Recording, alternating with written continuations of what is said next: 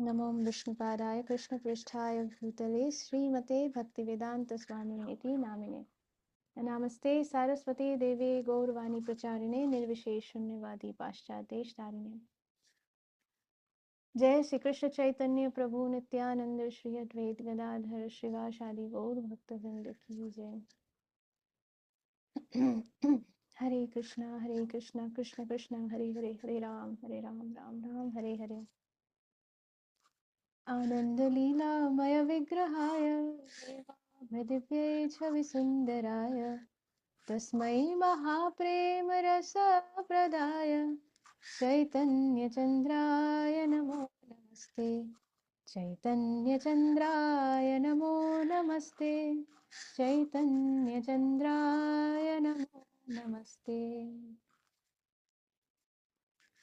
जय जय श्री चैतन्य जय नित्यानंद जय द्वैत चंद्र जय गौर भक्त वृंद हरे Krishna Krishna Krishna Hare Hare Hare Ram Ram Hare Hare. So yesterday we saw that Srila Sanatan Goswami, understanding the heart of Mahaprabhu, he went and he traded his nice, very valuable blanket for the torn old quilt that this mendicant had, and then he returned back to Mahaprabhu. Then Mahaprabhu asked him, "Where is your valuable blanket?" So Srila Sanatan Goswami informed him that he exchanged it, he gave it away. And the Lord loved him for this and he thanked him. Mahaprabhu thanked Srila Sanatan Goswami. And what did he say? Mahaprabhu said that you are intelligent enough and now you have exhausted all your attraction for material wealth. In other words, the Lord accepts a person for devotional service only when he is completely free from all material possessions. Does that mean that all of us need to become mendicants or beggars from door to door only then Lord will accept us? No. This is these such kind of a rule is for a sannyasi who is renouncing everything in order to give his life and soul in the service of the Supreme Lord. Then what is it about the grihasthas? For the grihasthas, we should follow what Srila Rupa Goswami did, how our wealth should be divided. But from our heart, from our mind, we should renounce, we should be completely free from material possessions.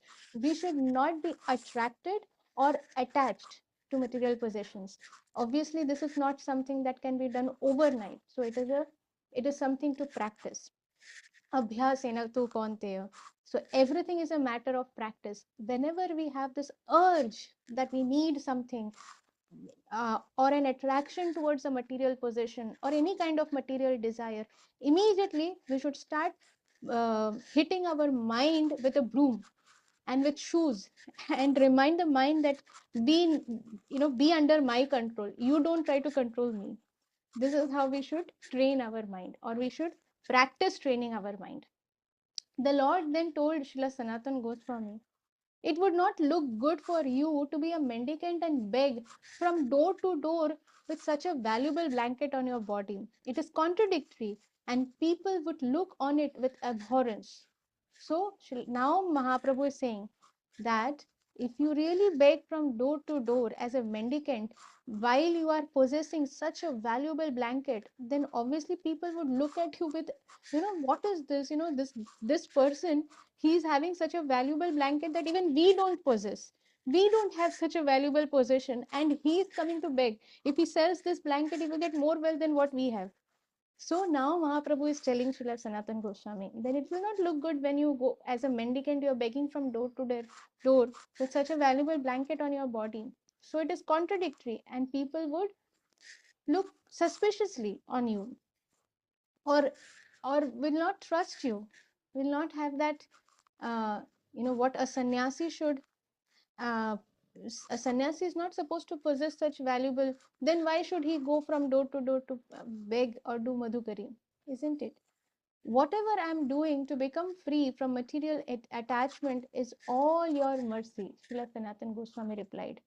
The Lord was very much pleased with him, and they discussed spiritual advancement. So then they had discussions on how to, what is discussions about spiritual advancement. Previous to this meeting between Lord Chaitanya and Srila Sanatan Goswami, the Lord had met a householder devotee named Ramanand Rai. At that meeting, which is discussed in a later chapter, Lord Sri Chaitanya Mahaprabhu asked Sri Ramananda Rai various questions, many questions, and Ramananda Rai replied as if he were the Lord's teacher. Mahaprabhu was asking him questions. So Ramananda Rai, tell me, what is higher? Is it uh, Vedi Bhakti or is it Raganuga Bhakti? These kinds of questions. And then he went on, okay, tell me what is the highest? Then Ramananda Rai replied something. Then Mahaprabhu said, then what is better than this? So again, Ramananda Rai answered him. So the conversation was such as if Ramananda Rai is the teacher of Lord Chaitanya Mahaprabhu. But actually, Chaitanya Mahaprabhu was nullifying that this is not the best. There is higher than this. This is not the best. There is higher than this. Like one of the question was, Ramananda Rai said that Sarva Dharman Parityajya Mamekam Sharanam Vraja. Mahaprabhu said, this is not the highest. Tell me what is higher than this. So where the Bhagavad Gita ends, Srimad Bhagavatam begins. Where Srimad Bhagavatam ends, that is where Chaitanya Charitamrita begins, because Radharani is giving the highest, um, uh, the ultimate that is there and that can be there. So the Lord, no, where was I? Yeah. Now Ramananda Rai replied as if he were the Lord's teacher. However, in this case, Srila Sanatan Goswami put questions to the Lord and the Lord answered them. The instructions of Lord Chaitanya to Srila Sanatan Goswami are very important for the people in general. The Lord taught him the process of devotional service, which is the constitutional occupation of every living entity. That is why it is Sanatan Dharma. Because this is so, it is every man's duty to advance in spiritual science. Many subjects were thoroughly discussed in the talks between Lord Chaitanya Mahaprabhu and Srila Sanatan Goswami. Due to the mercy of Lord Chaitanya, Srila Sanatan Goswami was able to put important questions before him, and these questions were replied to properly. The meeting of Srila Sanatan Goswami and Lord Chaitanya teaches us that to understand the spiritual subject matters, one must approach a spiritual master like Lord Chaitanya Mahaprabhu and make submissive inquiries, not challenging inquiries, not argumentative, not in an argumentative way, but in a submissive way. So one must approach the spiritual master and one must make submissive inquiries. This is confirmed in the instructions of the Bhagavad Gita 4.34, where Lord Krishna says that one should approach a man of authority and learn the spiritual science from him.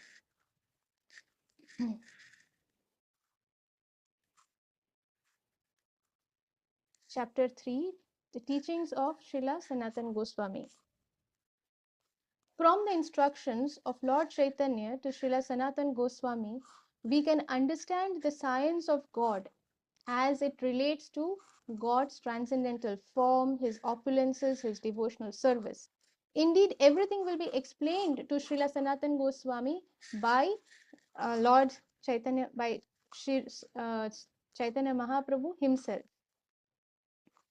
by the Supreme Lord himself.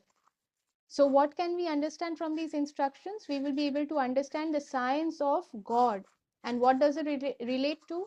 It relates to the transcendental form of the Supreme Lord. What are his opulences? What is devotional service? All these things will be explained. First, Srila Sanatan Goswami fell at the feet of the Lord and with great humility asked about his own real identity. And now Srila Sanatan Goswami is saying, I was born in a lower family. My associations are all abominable, and I am fallen, the most wretched of mankind. I was suffering in the dark well of material enjoyment, and I never learned the actual goal of my life. Indeed, I do not even know what is beneficial for me. Although in the mundane sphere, I am what is known as a greatly learned man. I am in fact such a fool that I also think I am learned. You have accepted me as your servant, and you have delivered me from the entanglement of material life. Now, please tell me what my duty is in this liberated state. The Srila Sanatan Goswami is asking with great humility, what is my real identity? Who am I? People say that I am so and so. People say that I am the Nawab's, I was the Nawab's minister, and I'm very learned, I'm very intelligent, but I'm such a fool that I also believe them. Srila Sanatan Goswami is saying all these things out of his humility. Our condition is such that we do not even understand this, what this conversation is about, because we cannot place ourselves in that position, because we always identify ourselves with the body. That is the problem.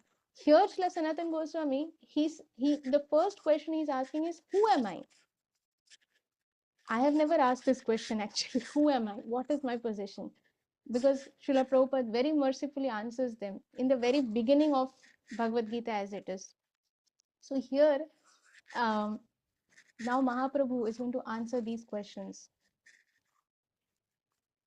And this last, please tell me what is my duty in this liberated state. In this liberated state means now Sanatan Goswami, he was the servant of the Nawab, but now Mahaprabhu, by his causeless mercy, he has liberated him from that entangled situation, and now he's liberated from those household duties and all those official duties, and therefore he's inquiring what is his real duty. From this plea, so we can see that we are also entangled in so many duties, various kinds of duties. Duty in the house, if somebody is working, duty in the office. As a citizen of the country, we have duties towards the country. We have to pay taxes. If somebody does not pay, then after some time they will be arrested. Obviously there are we have obligations to the country, we have obligations to the society. We cannot do as we like, then the society will throw us out. So we have so many obligations, we are not liberated, we are all entangled in all these things. So we should pray for the mercy, for the causeless mercy of Mahaprabhu, so that no matter what is our physical or external situation, may we become fully liberated internally, and may we completely 100% are able to devote ourselves in the loving devotional service of the Lord, because our heart and mind, nobody can control that. In fact, we also cannot control our heart and mind. May that heart and mind and soul and all our words, our actions, everything, may everything be uh, fully controlled by the Supreme Lord for the pleasure of our Guru Maharaj and for Gauranga's pleasure. So this should be our prayer, that we can also become liberated. From this plea, we can understand that liberation is not the final word in perfection. Wow, Srila Prabhupada has got this wonderful thing. Now here, Sanatan Goswami is asking that please tell me what is my duty in this liberated state. From that statement, our Srila Prabhupada is making this conclusion, final, that from this plea we can understand that liberation or moksha, people say moksha, moksha, mukti, mukti. Liberation is not the final word in perfection. Mukti or liberation or moksha, all these things, it is not the perfection. There must be activities in liberation. After being liberated, there should be activities. Now, what kind of activities? Srila Sanatan Goswami clearly says, you have saved me from the entanglement of material existence. Now, after liberation, what is my duty? Kindly explain it to me. Many people think that liberation is perfection, and for liberation they try to control all their senses. They do very deep meditations, they do very deep studies of the Vedas and everything, and then they try to push their soul upward, and they try so they leave their body, or they try to leave their body from the top of the head, and then they think that the soul will go to the Brahma Jyoti, and that is liberation, because after that they don't have to do any activity. Then they just, the soul just stays there in the light. There's a white light, that is Brahma Jyoti, and the Atma just goes and stays there. But for how long can it stay there without any activities? Even when we are within the body, every moment we are uh, we are wanting to do some activity. We feel the need, we feel the urge that we need to do something, even if externally we are not doing anything, but in our mind, internally we are engaged in so many things.